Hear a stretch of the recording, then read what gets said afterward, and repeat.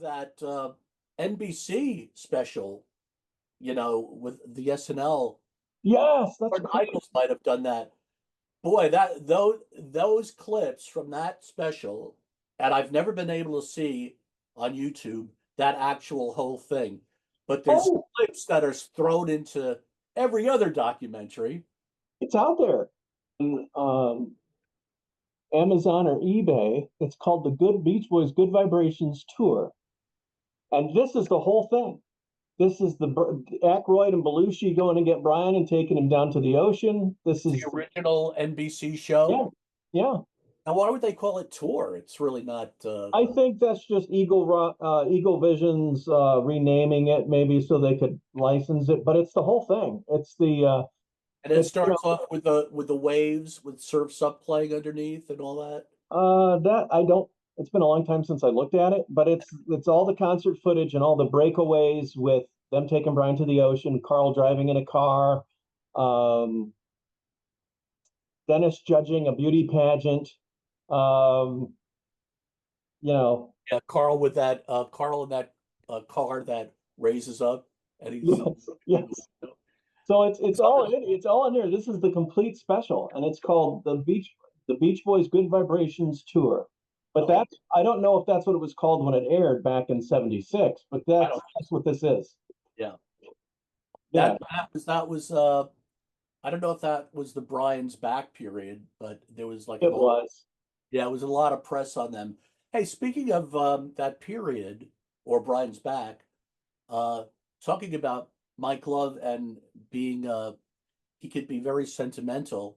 Like I remember that there's a YouTube video of him with a lot of his family, his nephews, and where he actually tears up. What I forget what the occasion was, but it was something that made him tear up, which was kind of nice. Oh, he actually does that in that new documentary too. He the little bit of He tear. does. He tears Um, up quite easily now. but that song that he wrote, words and music, I always love that song. Brian's back. I do too, and he got Carl to sing it. I mean, Yeah, they say that Brian. yeah, Will I teenage never gambler he sitting in was a not. rambler. I guess I'm a sentimental sap. Yes. Yeah, teenage gambler sitting in a Yeah. rambler and listen to the And radio. they finally did a nice because the version that we always had for those years wasn't great quality. But now that they've remixed everything, I think there's two good stereo remixes of that song. I don't know which one I prefer. Uh, but yeah, I always like that. I always thought that was good. I mean, it It's a was kind of horrible corny. campaign, but it's a great song. Yeah, I liked it.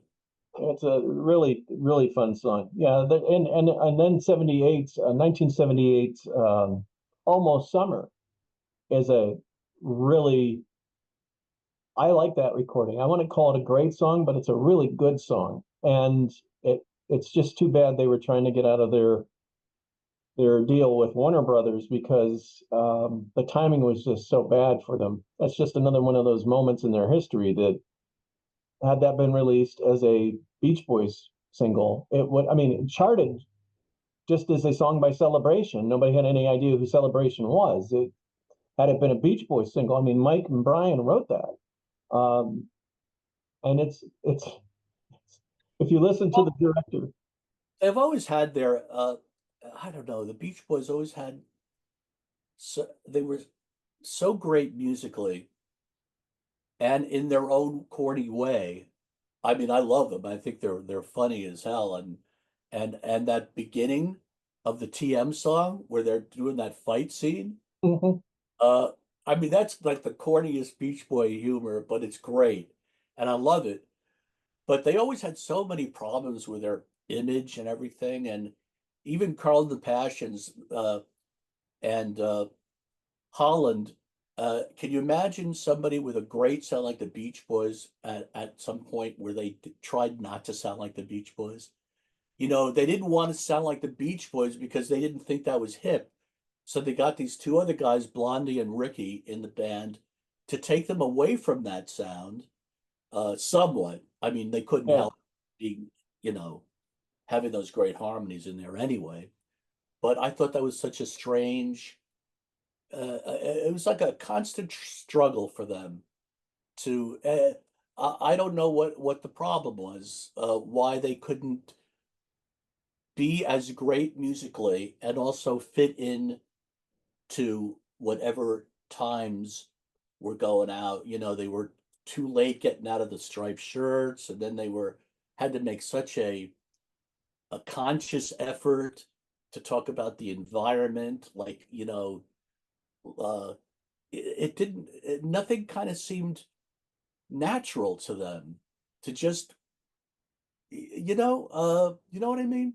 Well, Of course you know what I yes, I do. I Uh, do. and I never understood it because uh, it's like it seemed like they were only being themselves during the surf and car period.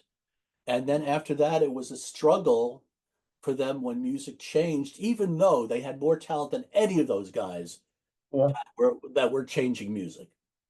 You Well, know, they were all heavily influenced by rhythm and blues. Brian's greatest love was rhythm and blues. One of the earliest records that he did outside the Beach Boys in October of '62 was with Gary Usher, Rachel and the Revolvers. I heard that That recently. was that was with a black female recording artist. They In fact, were I listened to it. I listened to that, I think, as a result, because I was never aware of it at all. And I think I listened to it as a result of listening to one of your oh interviews. good. Yeah. Yeah, yeah, because I wanted to check you out, knowing that we were doing this, Mhm. and it was the first time that I was, learning things that I didn't know. Uh, because it's very little you can tell me about the Beach Boys that I don't know, but there's things like that that I didn't know.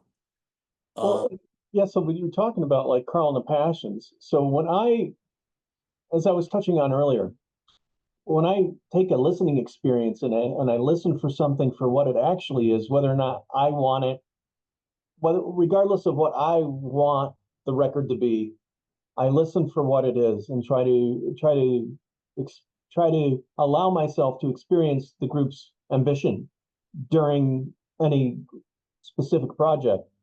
So when I hear Carl and the Passions, I see Carl Wilson digging his rhythm and blues heels in and not being concerned about. And this is true with Brian. If you go backwards a little bit to Pet Sounds, Brian wasn't. Tony Asher told me he and Brian set out to create a cover album. In other words, they set out, their initial discussion for Pet Sounds was, and this is before it was called Pet Sounds, was to create by the songs. way, I'd like to straighten out. There's a controversy about some people go pet sounds and pet sounds. And I'd like you to clear up this whole controversy because you're saying pet sounds, and then other people go pet sounds. So Pet, what is it, David Pet Beard? Sounds. Pet Sounds. Pet sounds. Yeah, Okay. it's Brian's Pet Sounds. So the thing there was Brian, and I mean early Beach Boys leading up to Pet Sounds, or I mean, he even tried it on side two of Today, which was Brian wrote to what he was feeling and experiencing and allowed his emotion to get into the recorded event. And you hear that on side two of the Today album. The group and the label kind of pressure from the label, the group kind of steered Brian back in the direction of doing a commercial album again with Summer Days. But clearly, even on California Girls, you hear uh, a a a creative arc that's not based on, oh, will this be commercial? I mean, a Western hop along Cassidy Western beginning isn't something that's saying, oh, yeah, this is going to be a hit record. It turned out to be a hit record. But I don't think Brian's ambition spoke to, okay, am I doing this Western thing so it'll be a number one hit? He was writing and he was so creative and so successful that these songs became hits. But that's kind of The, being, the I don't, bass line was Happy Trails. yes. Good Dun, da, da, da, dun, da, da, yeah. trails to you. So again, and it's almost like, and then there's a little bit of Bach in there, and I just think Brian was trying to be experimental. I mean, he was doing LSD at the time as one of his earliest trips, and the original title of that song was "I'm Grass and You're a Power Mower," and that's because they wanted to call it something so they could write it down on the box so that they could keep going, and it became California Girls. Thankfully, that would have been an interesting title, but. I just didn't get the sense once it got off the subject matter of girls surfing in cars that Brian's creative vision when he heard things that he could communicate to the Wrecking Crew when he had them all shoved into Western and all the instruments would bleed over each other. I just didn't get the sense when I listened to those records that he was writing from the standpoint of will this be successful. It was more about being creative and a lot. He was more. I don't even think he was saying I'm being artistic right now. I think it was just what was happening in the moment that he was hearing and he was communicating and that he was recording. So when you get to Carl and the Passions, I think the same thing was happening with Carl. That's it's interesting. It's such a strange dichotomy and juxtaposition that the Beach Boys as a group were capable of doing so many different types of music that they establish themselves a certain way in the beginning. Then Brian does this about face with Pet Sounds, and then there's this big hype because Derek Taylor, the Beatles publicist, comes to America, and he starts this whole thing. Brian Wilson is a genius thing, and then they're working on Smile. They're working on Smile. Brian just says, I don't know what to do with this because Van Dyke left because Mike kind of pissed him off, so he just puts it on the shelf. I'm just going to do Smiley Smile now. And then that gets lambasted by all the critics. Like, oh, this is what we've been waiting for. But if you just, I wasn't aware of. I'm not aware of any of the criticism of that album at the time. oh, Smiley Smile got major criticism. But again, when we look, so in the moment, those things occurred because there had been all this press around Brian working. Brian Wilson, the genius, is working on this great thing called Smile. And so there was this big disappointment. But if you just listen to Smiley Smile for what it is versus, oh, it's not this thing, it's quite an interesting album. When I first heard Smiley Smile when I was collecting all the Beach Boy albums, I loved it. I mean, I didn't listen to it from that period, from the expectation of, oh, that was Pet Sounds, and then I'm hearing about Smile, that's going to be amazing. I didn't view it that way because I didn't know that stuff then. Yeah. I was collecting the stuff, and You agree with me. just, So when yeah, you find out the history just, kind of, I oh, heard With Me Tonight and Little Pad, and I loved them. I loved them. so I asked Brian's wife, Marilyn, when we were talking about Wild Honey, because it took me a long time to really enjoy. I mean, I liked Wild Honey, but I didn't enjoy it. It took me a long time to enjoy it, as much as I've enjoyed some of the other records. Yeah, that When was my reaction too when I heard Wild Honey and even Friends. I yeah, said, "Oh, this isn't as good as the is as good as Pet Sounds or the early stuff." Because by the way, I love the early stuff too. no, me too. Yeah, I'm not just like a Pet Sounds guy, which I love. It's my favorite album by them, but I think that they hit peaks, the same peaks early on with yes. Sun. I don't. I think that stuff is right up with Pet Sounds. Uh, Mm, true. Yes.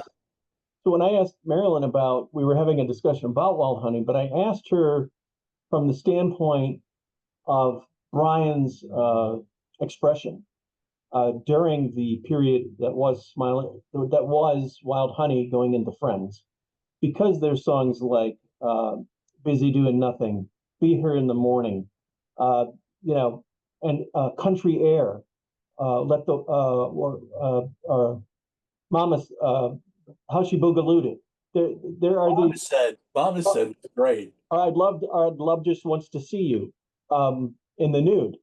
Those Yeah, things. that's a great one too. That's a good one. So I hear One of that my favorites. those two records, the Friends and the Wild Honey record, and while Wild Honey was just in Brian's house, Friends he did go back to the studio and he produced it like he produced Pet Sounds. Well, Friends to me always sounded like a more normal production. It had a full drum set. Yes, yeah. Quality was very clear. It wasn't all the Pet Sounds percussion stuff. Brian never produced very typically, but which made him interesting.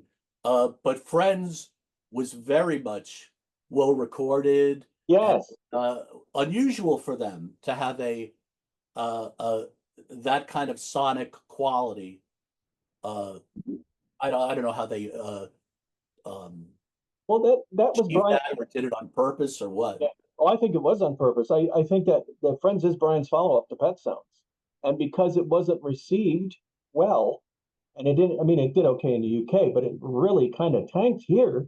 Um, that was kind of it for Brian. That, you know, look, Friends comes out, and a month, we were talking about how, what if Sloop John B had been on Summer Days? What if Good Vibrations had been on Pet Sounds? Here's another circumstance. What if Do It Again, recorded a month after Friends comes out, had been on Friends? It would have, the album would have done better. But again, it's just in the moment, what they're doing, what they're experiencing. I mean, you as a recording artist, you're talking about on your last album, you wrote poetry first and then went and put music to the poetry. And in those moments of writing the poetry, I'm sure you weren't thinking about, oh, what chord am I going to use No, when I no, no. I so wasn't planning on I wasn't planning at all to put music to it. okay. So again, that's like an artist in their moment of expression. And so I think that's exactly what Carl and the Passions was. I think Carl was just wasn't trying to. I think he did. I think he did exactly what he intended, which was dig into some, how can I use Beach Boys harmony structure with the rhythm and blues thing that I want to pursue now that I've got two members of the Flame in our group as a part of us, and what does that look like? So those thoughts had to go in pre-recording because he added them, and he had just produced the Flame album in '70 for them. Carl had.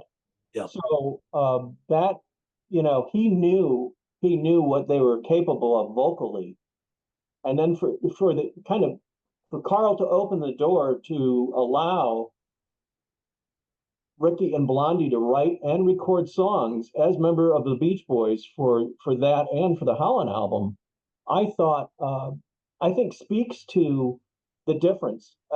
Carl being in charge and making the conscious decision to say, we're going to be something different here, not on purpose. We're just going to allow whatever our expression turns out to be.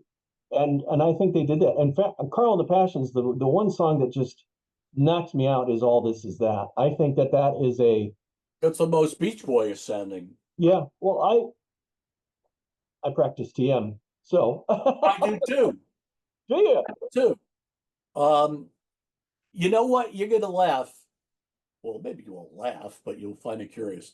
Uh, my favorite song on Carl the Passions is He Come Down. Oh, I love that. I think it's a great gospel tune. Oh, it is by far. And Yeah. it's funny. It was at the time and still is. I was disappointed at the time when I got Carl the Passions and I got Holland. Now I listen to it and I like them because it's nostalgic for me. It's that period of time where I was just so in love with the Beach Boys, and now it brings me back to that time. But at the time, I was disappointed in those albums. Uh, Sure. Yeah. I mean, I love the sound. I thought that the songs were not that strong, but now, now I listen to the Trader and I love the Trader and but I was pretty critical at that time. Um, I think also as you get older and music gets worse and worse. They Sure. say that about McCartney albums. When you hear the latest McCartney album, it makes you appreciate the earlier ones more than time. Hey, and Paul, I have got to give him credit. There was an album on his 2017 or 2018, the Egypt album. There's a Yeah, song so that's the latest one, isn't it?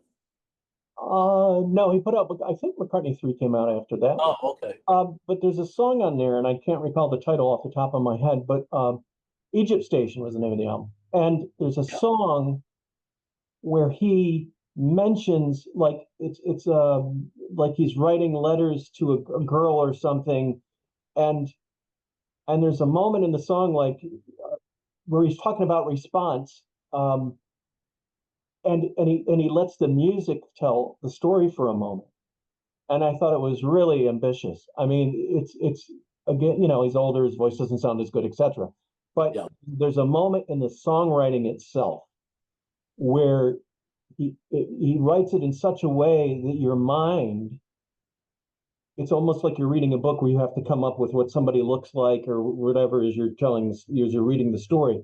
I thought he really did the songwriting in that moment. I really took notice of because I thought it really left the listener uh, up to kind of filling in the blank of what he was communicating in that moment. I really I wish I could recall that.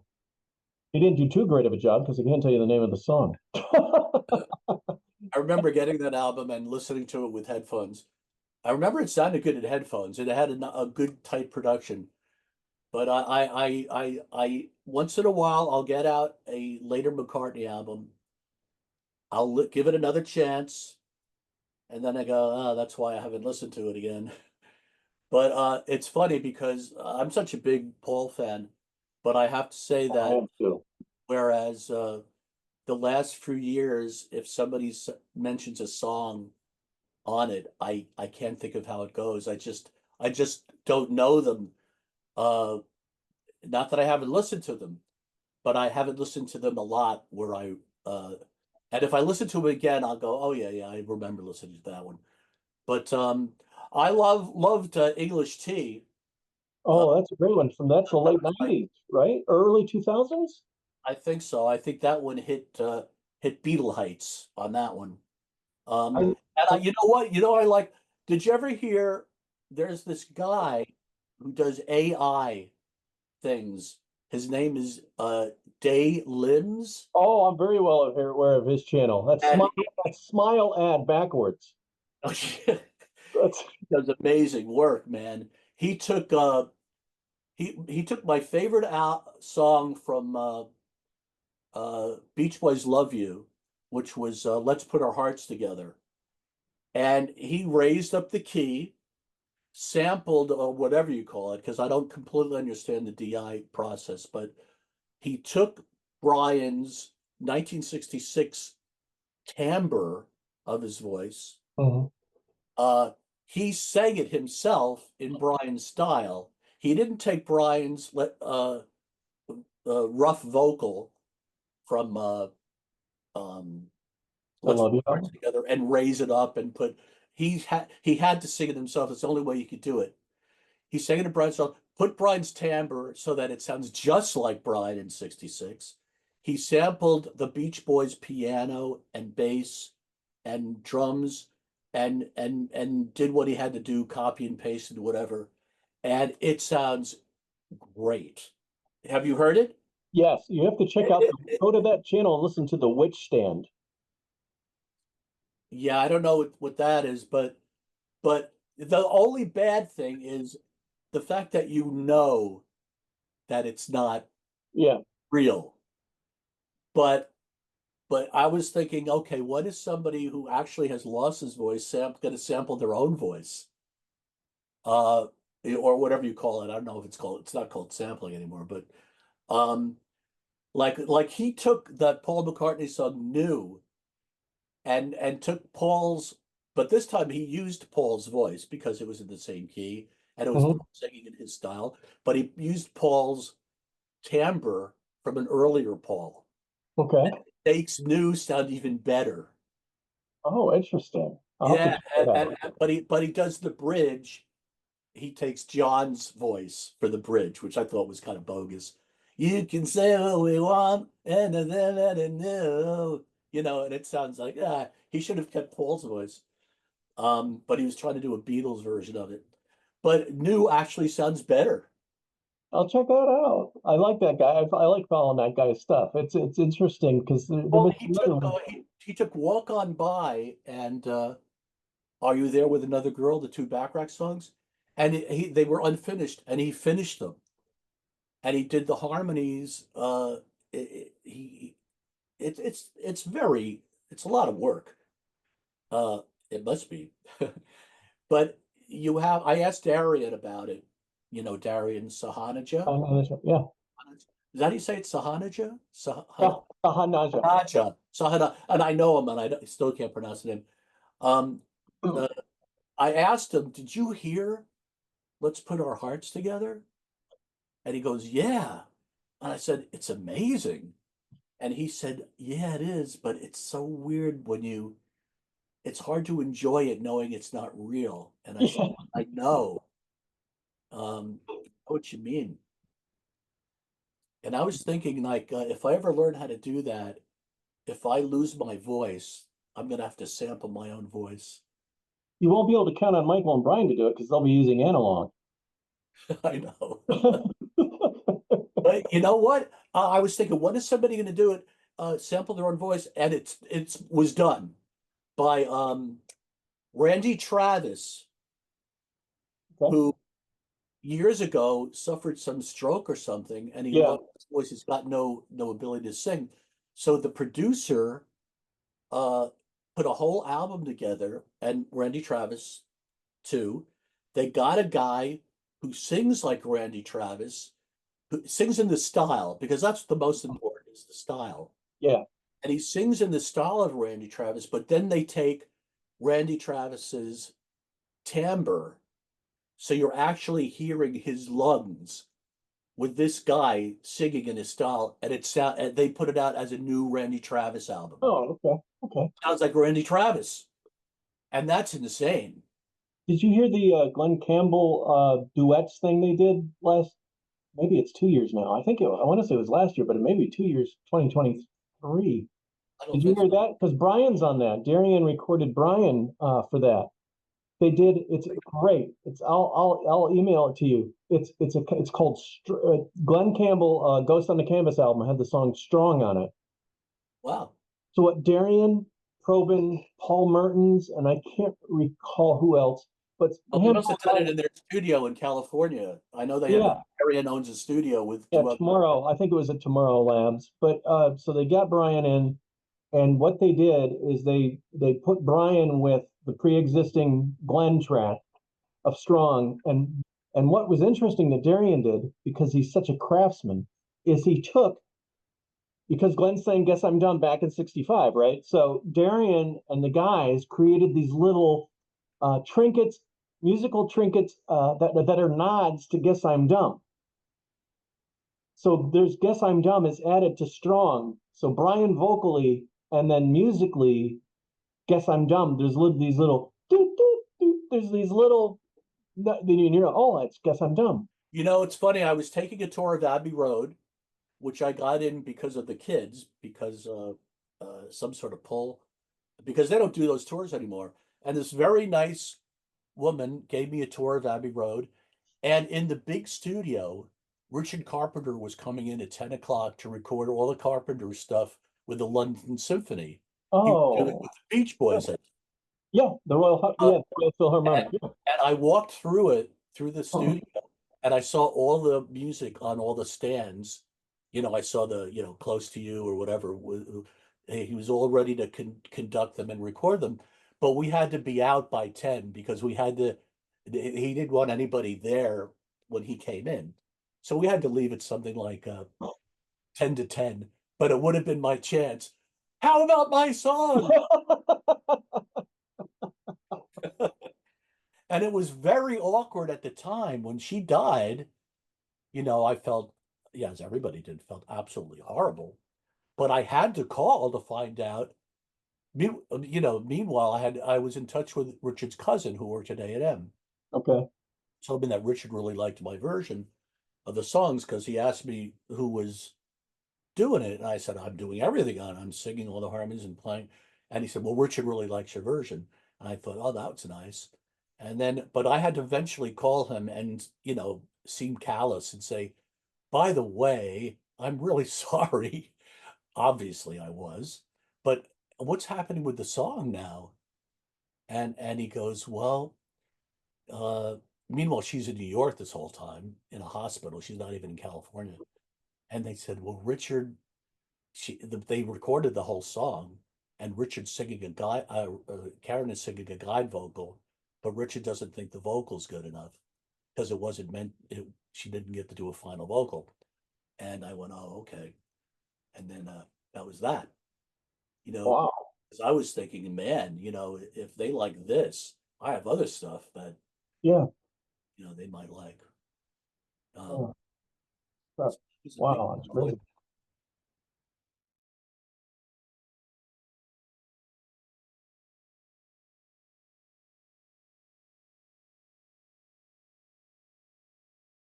Um, They're very knowledgeable about all this stuff too. It's amazing. It's almost like I'm talking to people that were born when I was born.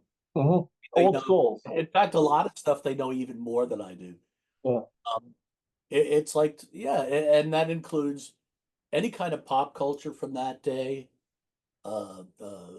movies, comedy, uh, everything. It's like talking to one of my friends that I grew up with. That's cool. Yeah. That's really cool. Yeah. They, Generational plus, soul. they keep me abreast of certain things that I would have no idea what's going on, like Yeah. with new bands and things. Um, Well, I dig their stuff. A friend of mine about what's the is it Golden Summer? Is that the song? Golden Years, Yeah. Golden Years, my Friend of Golden mine, a really good friend of mine here in Charlotte, who's a historian to just all music. And he sent me the link to that video when it came out over a year ago because he knew I would respond to it Years. because of the type of music it is and the way that it's presented. And Yeah, that's when I became aware of them. So now it's actually a couple of years ago, I think. yeah. Because then last year, They put all kinds of funny references in their video too. The well, most, and Michael was standing there playing like John Lennon the whole time. yeah, And then yeah, and then they did a little monkeys thing, or they pop yeah. in one of the it's great. They Uh, even do this. Talk about you have to be a real fan. Talk about references.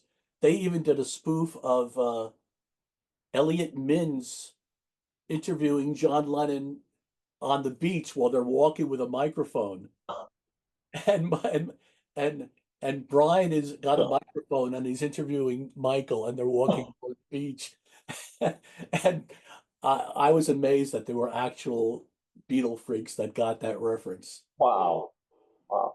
Well, and I then when I saw them at Brian's birthday party, um, performing, Oh yeah, when I saw that, I went, okay, this is just, I felt more connective tissue. And I just thought, okay, these guys aren't just really great at their craft. They really get it. They really love the music. they Because actually knew a song, a very obscure song that Brian Wilson requested because Brian Wilson was requesting the band, right, yeah, he was requesting and they would play. Yeah. and he was requesting his own songs, but he requested a Phil Spector song that was in a movie. It was done by the folk, uh, what would the modern folk quartet. Okay, sure. It was Yeah. at the beginning of some Phil Spector Tammy type show, and he requested that song, and Michael knew it, and the band was somewhat familiar with the music, so they were able to play it, and Michael sang it from memory, which was amazing. And for Brian to even request that song was pretty bizarre, and the I fact that bet, I bet knew it Brian was loved even that. more bizarre. I bet Yeah, Brian loved that. That's and when fantastic. when Darren introduced Brian, uh, the boys, he goes, Brian, this is Brian, Brian, my Brian, Yeah. and, Brian goes, hi, and then he goes, and this is Michael, hi, Michael. And that was, Uh, I named my firstborn Brian after Brian and Paul McCartney. His name is Brian Paul D'addario.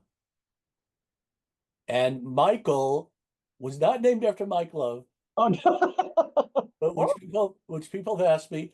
My when my our firstborn, my wife and I had the right to name the first one. So I named him Brian Paul D'addario. And then Susan always loved the name Michael. So she just named Michael because of Okay. that. And then used her second name as his middle name, Michael Hall D'addario. And Michael, when he was little, he used to go, "Why couldn't you name me Ringo?" Because he loved Ringo and he knew that Brian was named after You can Paul. just change it. I mean, right? I mean, Because Michael was obsessed with drums. It was very hard to get him to pick a guitar. But once he did, he wouldn't put it down. But he just loved drums and he loved Ringo. I And then mean, he, Elton John is not actually Elton John. So I mean, uh, you can get away with anything. Okay. So when I meet if and when I meet Michael, I'll just say Ringo.